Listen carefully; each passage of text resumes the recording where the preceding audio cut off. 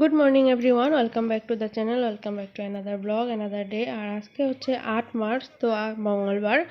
তো সকাল সকাল আজকে হচ্ছে হাটবার, আমাদের এখানে সাপ্তাহিক বাজার বসে, হাট বসে আর কি। তো চলে এসেছি বরের সঙ্গে হাটে। তো হাটের থেকে বাজার টাজার করে এসে এখন দেখো মাম্মাম কি সুন্দর করে খেলা করছে।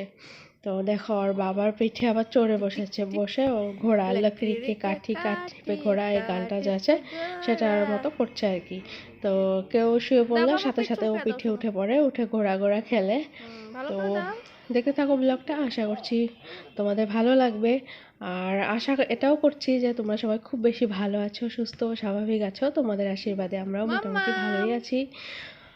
তো চলো দেখতে থাকো, আবার পরে কথা হচ্ছে। তো ফ্রেন্ডস, আমরা এখন এখানে ফুলের চারা লাগাচ্ছি, আর এই ফুলটা লাগাচ্ছি আমি দেখিয়ে দিই। বৌমনি যে খোপায় দিয়েছে এই ফুলটা না রোজের থেকেও বেশি সুন্দর দেখতে। এই যে এই ফুলটার গাছটা হচ্ছে এইটা, এই যে এটা হচ্ছে গাছ, অনেকটা এই রোজের মতোই দেখতে, কিন্তু রোজের থেকেও মনে হয় সুন্দর দেখতে। ফ্রেন্ডস, আমরা এখন এখানে ফুল গাছ লাগাচ্ছি। তো এই ফুলের গাছটা লাগাচ্ছি, এটা একটা ফুল, তো কি ফুল জানি না ঠিক। এর গাছটা অনেকটাই রোজের মতো দেখতে, তো এই ফুলটাই আজকে লাগাচ্ছি। তো আরেকদিনকেও আমার ভিডিওতে এই ফুলটা দেখিয়েছিলাম। তো এই গাছটা অনেক আগে আমাদের বাড়িতে ছিল, কিন্তু কোনো কারণবশত কেউ অন্য গাছ ভেবে কেটে দিয়েছে। তো এই ফুলটা আবার পাশের বাড়ি থেকে আনলাম আজকে। তো সেটাই বৌমনি লাগাচ্ছে এখানে। গাছটা দেখা, এই যে দেখো অনেকটাই পাতাগুলো হচ্ছে রোজের মতো, আর কাটাও আছে। তো ভীষণই সুন্দর, আর এক জায়গায় লাগালে অনেকটাই ছড়ে যায়। আর দেখো আমাদের রোজগুলো কত রোজ হয়েছে, তো পিঙ্ক আর হোয়াইট। আর এই যে এই হোয়াইট রোজটা যে দেখতে পাচ্ছ, এটা একদম যে কেনা যে রোজগুলো থাকে, যেগুলো মানে খোপায় ইউজ করা হয়, ঠিক সেই রকম, অত একটা ছড়ে না ফুলটা। তো ভীষণ সুন্দর দেখতে, আর অনেকটাই বড় হয়। এই যে এটা অনেকটাই বড় হয়, ভীষণ সুন্দর, আর স্মেলটাও খুব সুন্দর। তো এর আগে আমি বাড়ির রোজ দিয়ে কিভাবে গোলাপ জল বানাই সেটা তোমাদের সঙ্গে শেয়ার করেছি, মানে রোজ ওয়াটার যেটাকে বলে। তো ওটা আমি কিভাবে বানিয়েছিলাম শেয়ার করেছি তোমাদের সঙ্গে। আর এই যে পিঙ্ক কালারটা দেখো কত বড় হয়, অনেকটাই বড় হয়। তো এখানে জলের পাশ, তার মানে আমাদের যে জলটা যেদিক দিয়ে বেরিয়ে যায় ঠিক সেখানটাই লাগালাম, যাতে করে গাছটা হয় আর কি। এই যে গাছটা দেখো মাটিতেও রোজ হয়ে রয়েছে, এতটাই রোজ।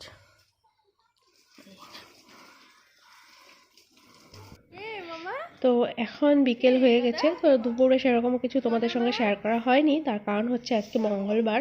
তো তোমরা সবাই জানো যেরকমটা, যে আমার মঙ্গলবারে বাবার সঙ্গে দোকানে বসতে হয়, কারণ আমাদের দোকানের ঠিক সামনেই হাটটা বসে। তো তার জন্য দোকানে একটু ভিড় থাকে আর কি। তো ওই জন্য সারাটা দিনই মঙ্গলবারে দোকানে থাকতে হয়, যার জন্য আমার দুপুরবেলা কিচ্ছু সেরকম করে শ্যুট করা হয়ে ওঠে না। তো এখন বিকেলবেলা আবার ওরা খেলছে, তো ভাবলাম এইটুকু তোমাদের সঙ্গে শেয়ার করি। দেখো ওরা দুজনে এখন গুটি গুটি পায়ে হাঁটতে শিখে গেছে, আর এখন কোনো সাপোর্ট ছাড়াই ওরা ভালোভাবে হাঁটতে পারে। তো ওদের খেলাগুলো দেখতে আমার তো ভীষণ ভালো লাগে, আর আমি মনে করি যে তোমাদেরও ভীষণ ভালো লাগবে, কারণ বাচ্চা আর ফুল এই দুটো জিনিসকে কে ভালো না বাসে। তো তার জন্য আর কি তোমাদের সঙ্গে শেয়ার করা। তো দেখো তোমরা।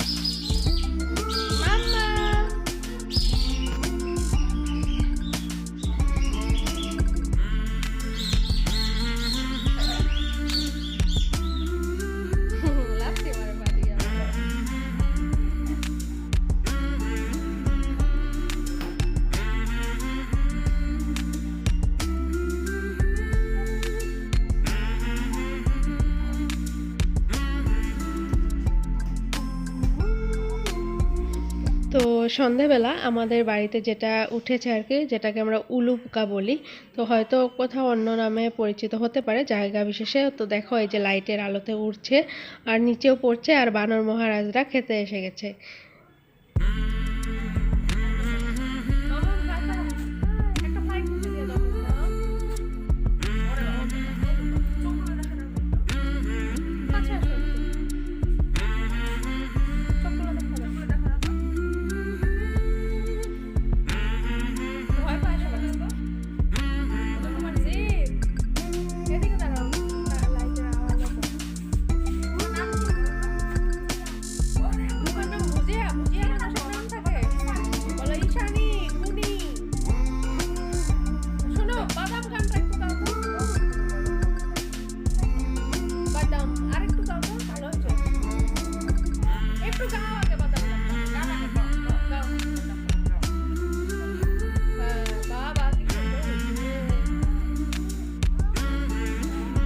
ফ্রেন্ডস দেখতেই পাচ্ছ এখানে অনেকগুলো টমেটো কেটে রেখেছে। তো টমেটোগুলো কেটে রেখেছে হচ্ছে মা।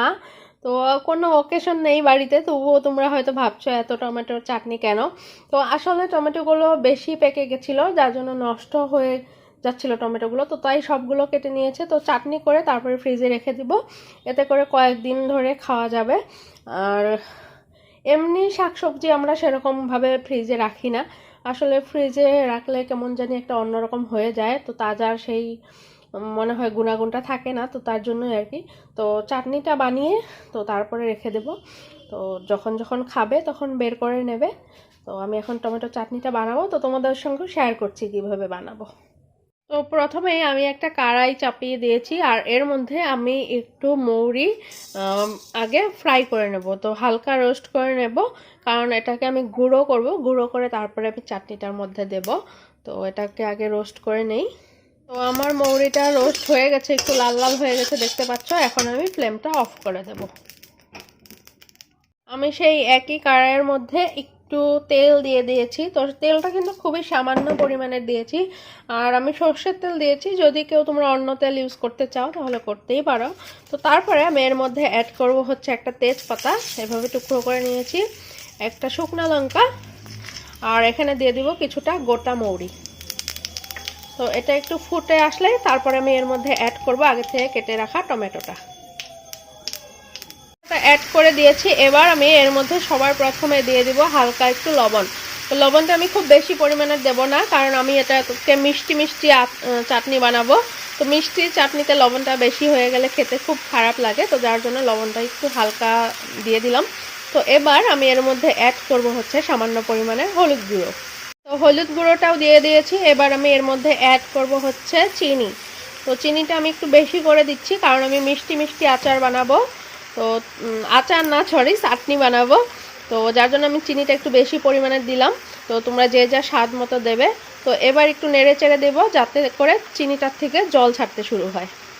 পাচ্ছ চিনির থেকে অলরেডি জল বেরোয়া শুরু হয়ে গেছে, আর আমি না এর মধ্যে কোনো এক্সট্রা জল ইউজ করব না। তো এবার আমি এতে দিয়ে দেব সামান্য পরিমাণের গুড়। গুড়ে অনেকটা কালারটাও সুন্দর হবে, আর একটু মিষ্টি মিষ্টি ভাবও হবে। তো দিয়ে দিলাম গুড়টা। তো এবার এটাকেও গলতে দেব, আর এটা থেকেও জল বেরোতে দেব। তো তারপর তোমাদেরকে আবার দেখাচ্ছি। তো ফ্রেন্ডস দেখো তোমরা যে কতটা জল বেরিয়েছে, আর চিনির থেকে, টমেটোর থেকে আর গুড়ের থেকে প্রচুর পরিমাণে জল বেরিয়েছে, আর এই জলেই আমার টমেটোটা পুরোপুরি সেদ্ধ হয়ে যাবে। তো টমেটোটা সেদ্ধ হওয়ার পরে আমি কি করছি সেটা তোমাদেরকে আবার দেখাচ্ছি। এই মৌরিটাকে আমি এখন এই রুটি বেলন চাকিটাতে ভালো করে গুঁড়ো করে নেব। তো তোমরা চাইলে এই মৌরিটাকে মিক্সিং জারে দিয়েও গুঁড়ো করতে পারো, বাট আমি এখানেই করছি। তো হামাল দিস্তাতেও গুঁড়া করা যেত, বাট পরিমাণে খুবই কম, যার জন্য আমি এটাকে এই বেলন চাকিটাতেই করছি। তো এই যে আমার মশলা পুরো রেডি, পুরো গুঁড়ো হয়ে গেছে, আর এদিকে চাটনিও প্রায় অলমোস্ট হয়েই গেছে। তো আর একটু শুকোতে দিব, তো তারপরে এর মধ্যে মশলাটা অ্যাড করব। তো আমাদের চাটনি একদম রেডি। তো এবার আমি এই মশলাটা দিয়ে দেব, আর এভাবে তোমরা চাটনি বানিয়ে একবার খেয়ে আমাকে কমেন্ট করে জানাবে, ভীষণ টেস্টি হয় খেতে। তো বাড়িতে কোনো গেস্ট আসলে বা কোনো অনুষ্ঠান থাকলে তখন এই ধরনের চাটনি তোমরা পরিবেশন করতে পারো, সবাই একবার হলেও জিজ্ঞাসা করবে কিভাবে বানিয়েছো। আর এর মধ্যে তোমরা কিছু ড্রাই ফ্রুটও অ্যাড করতে পারো, যেরকম কাজু, কিশমিশ, পেস্তা এসবও দেওয়া যেতে পারে, বাট ওইসব কিছুই আমার ঘরে নেই আজকে। আর যেহেতু এটা আমরা ভাতের সঙ্গেই খাবো, তো তার জন্যই এভাবেই বানালাম। যদি গেস্ট আসে তাহলে অবশ্যই তোমরা একটু কাজু আর কিশমিশের মধ্যে অ্যাড করো, তাতে করে দেখতেও সুন্দর হবে, খেতেও আরও ভালো হবে। তো দেখতে পাচ্ছ খুবই সুন্দর হয়েছে, ভীষণ টেস্টি হয় এই মশলাটা দিয়ে চাটনি বানালে, ভীষণ টেস্টি হয়। তো আমি এখন ফ্লেমটা অফ করে দিলাম। তো এতটা চাটনি হয়েছে আমার, পুরো এক গামলা। আর এখানে আমি প্রেসার কুকারে বসিয়ে দিয়েছি ভাত। তো আজকে রাত্রে ভাতটা প্রেসার কুকারেই হচ্ছে। তো ভাতটা হওয়ার পরে তারপরে ভাত খাবো। আর কি কি করব না করব সবই শেয়ার করব, দেখতে থাকো।